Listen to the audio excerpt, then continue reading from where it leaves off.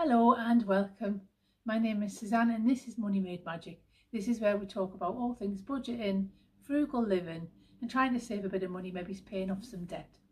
And today's video is about budgeting for beginners or how to set a budget for the first time. So if you're new here or you've been with me before and you've not thought about setting a budget, this video is just for you. So this is the method that helped me work out how to find enough money within my monthly income to start paying down debt. And I started that. I'm on that journey now. I haven't finished that journey. That's because I've had some life events that threw me and I had to change things a little bit. But this method still works and it still allows me to understand where my budget is and what I'm doing with my money. So let's get right into it. Okay, so the first thing that we need to do is to think about our monthly income. We have to start building what we call a base budget. So we think about the income, and what I'm going to do on here is I'm going to put the title budget, and then the first thing I'm going to write down is income. And what you want to write in there is what money comes into your account every month regularly. So do you have a salary? Is that paid monthly or weekly? Do you have other things that come in? Do you have a pension? Do you have benefits? Do you have a business and have several different income streams? Work out what it is that you bring in. So I'm going to write down £2,000 here because my current monthly budget is just around that. It's a little bit less, a couple of pounds less, but 2,000 for the example that I'm giving today is adequate. So you need to write down whatever your monthly income is. Okay, yours will be different to mine. That's the first thing that we need to do. The second thing that we need to do is we need to write down all of your debt. So any loans, any credit cards, any store cards or anything like that. And you need to write those down here, and you need to write down their balances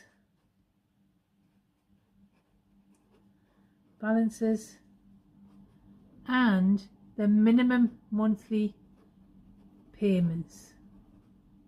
Okay, and then what I want you to do is just calculate those. So if you've got a store card and a couple of credit cards, just add those together, and I want you to write numbers in there. Now I'm just going to make up some numbers here. I do have some credit cards. I am in the process of paying those down.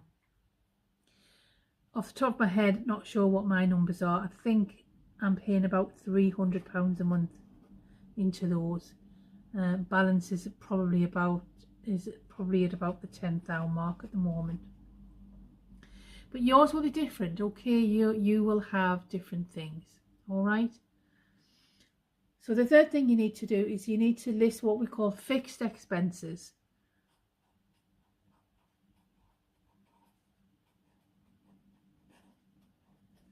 So fixed expenses are things like rent, mortgage, utilities, so your gas, your electricity, your council tax, car insurance, a car payment, all those things that come out of your account every month, or if you pay them yearly you may do, in terms of what they are and when they have to be paid. So my fixed expenses, let's put 1,100, and those are fixed expenses. Okay, we'll put in brackets here rent, council tax if you pay that, etc. Okay, you've got things like water rates in there. If you're in the UK, I don't know what you pay. If you're in another country, you might have different things that you have to pay monthly. The next thing you need to write down is you need to write down what I call regular expenses. So these aren't fixed amounts necessarily, but they are things like your fuel allowance. So fuel, food, because you need to have that, and you might just want to put an amount in there in terms of what you normally spend. So what I do to work that out is I go back over the last 3 months in my accounts and I look at what I've spent each month and I make an average. So when I first set my base budget, I realised that I was spending probably around £300 a month on food and going out and things like that, and fuel, and it made me think about how much I spent.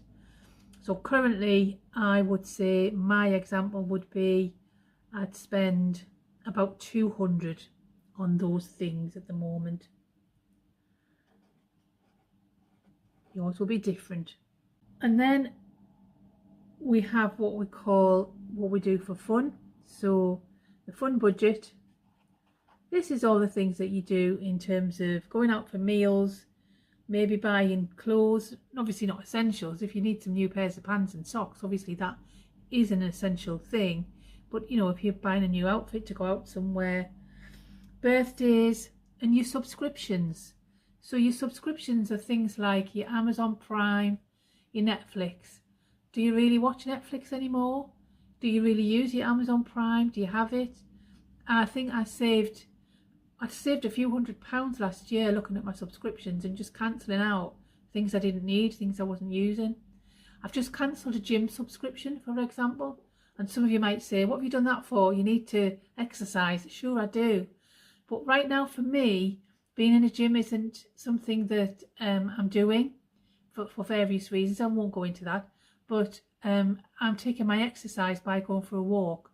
And I've temporarily cancelled a gym subscription. So that's £30 a month I've saved there.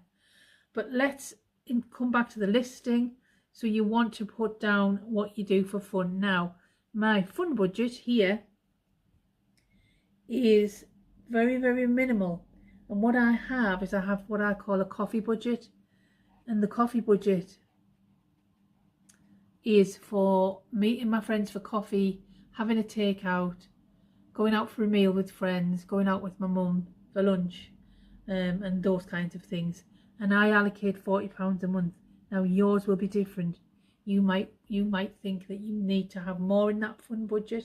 Maybe you have more meals out normally. The fun budget is somewhere where you can save money, and we'll come back to that. And then you need to look at your future savings. So your future savings are things like things you put away for your retirement. Do you put money away in a savings account? If you're not, you should be doing that. Even if you only put a few pounds a month away, it's better than nothing. And you might be saving up for Christmas, you might be saving up for a holiday, you might be saving up for the long-term future. My savings gets around £25 a month at the minute. And that's usually the fund I use for Christmas. That's what I usually do with that.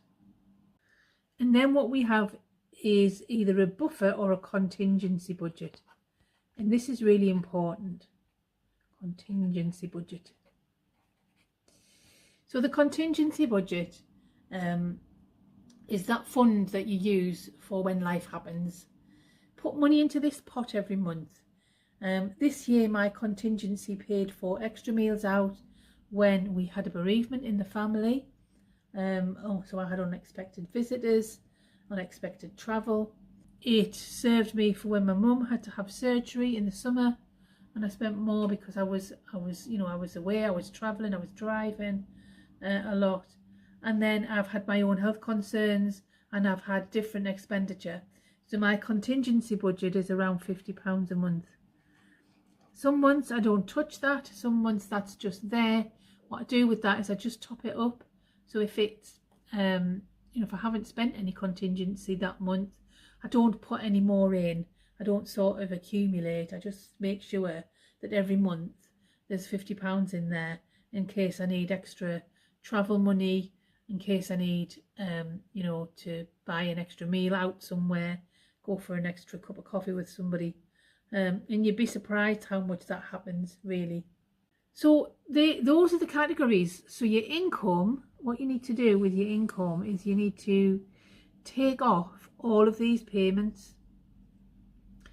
And the idea is that you make sure that you're not spending more than you're bringing in. And that's really important, because if you're spending more than you're bringing in, that's where you start to get into trouble with credit cards and store cards and debt. So for me, I'm just going to do a quick calculation. 4, 5, 6, 7, yeah. So I'm going to add in a couple of things here that I have that are extra you may not have. I usually spend about £40 a month because I travel through a tunnel, which I have a toll for that needs to go in there. Okay, apologies. So I had to stop the camera because my maths in my head is not brilliant. I had to work out what was actually left from my own example. So in my own example, if I was spending these things on all of these in all of these categories, what was left was £255 a month, which wasn't allocated. Now the idea is that you allocate every penny, you allocate every pound. So the key, there's two keys really. You make sure you're not overspending, and you make sure you allocate every single penny.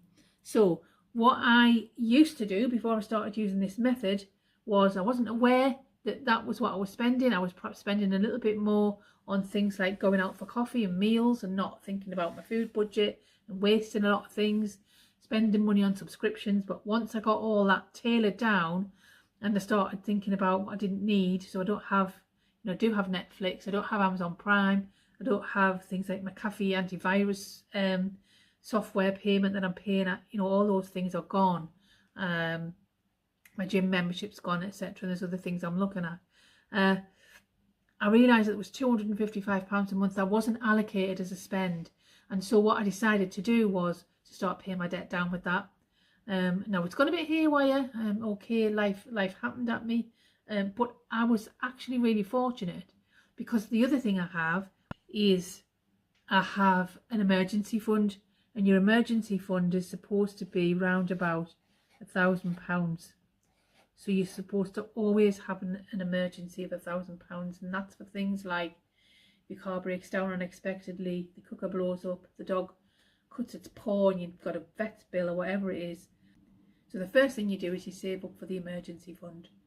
So if you haven't got that emergency fund, what you would do with your spare £255 that's not allocated, rather than spending it in the clothes shops every weekend or spending it down the pub or whatever you do, is you put that away until you've built up this emergency fund. Okay, and then what you start doing with that spare £255 is you start paying down your debt. So I hope that's been helpful. That's setting a base budget. Please let me know in the comments if there was anything you would like to ask about. Please let me know if you've done your own sort of reckonings in your budget and you've come up with some ideas. I'd be interested to know that. So I will see you next time for more hints, tips and information and idea sharing about budgeting and frugal living. Bye.